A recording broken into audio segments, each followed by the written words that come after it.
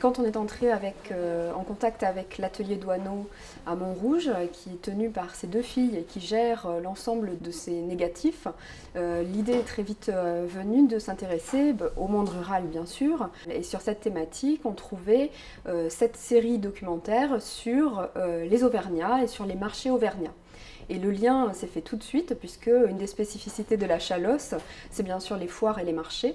Et on a très vite retrouvé des connexions entre les Auvergnats représentés sur les marchés et les Chalossais qu'on peut retrouver sur les marchés par ici. Cette série-là, qui est peut-être moins connue, il l'a faite vraiment par intérêt personnel, par goût personnel.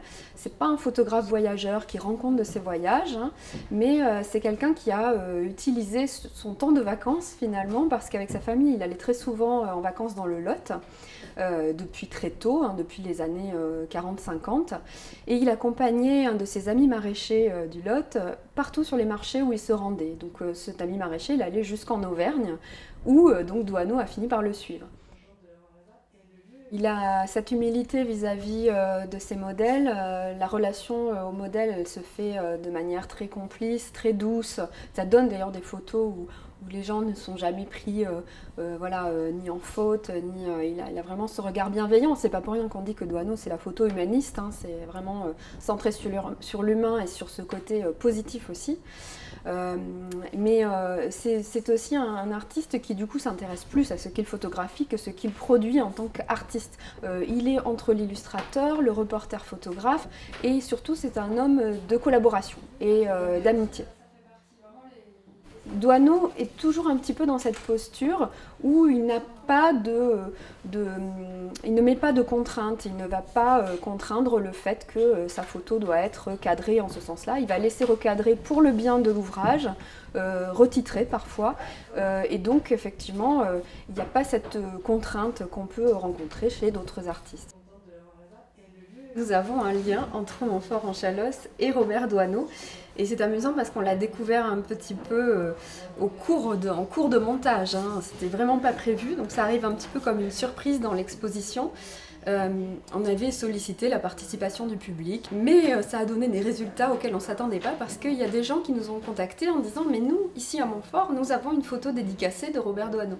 Donc la participation à l'exposition, elle s'est faite différemment et elle s'est faite avec un prêt dont on est vraiment ravis, qui est ce cliché qui représente un monsieur en train de dormir, et l'histoire est amusante puisqu'il s'agit du père de la dame qui nous a contactés, et cette dame nous a raconté l'histoire du cliché et comment elle l'a découvert. C'était dans les années 90, son mari qui n'achetait jamais Sud-Ouest Dimanche a acheté Sud-Ouest pour une fois. Et dans un article sur la sieste, qui est un article sur une double page, voit cette illustration, et c'est son père, donc. Son père en train de faire une sieste, ne sachant pas qu'il est photographié.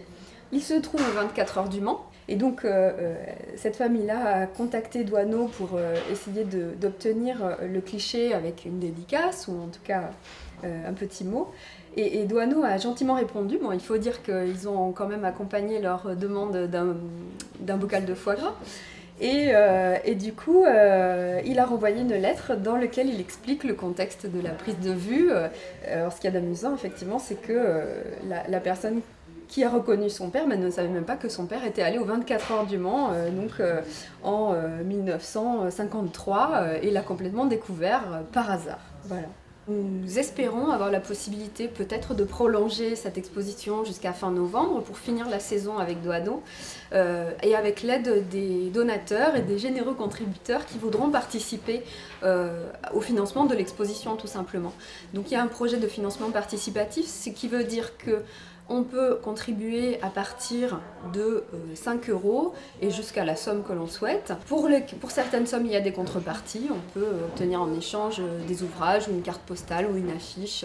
On va relancer ce projet-là pendant toute la durée de l'exposition pour voir si on a la possibilité de durer un petit peu plus longtemps et offrir ce beau cadeau qu'est Robert Doisneau à nos visiteurs.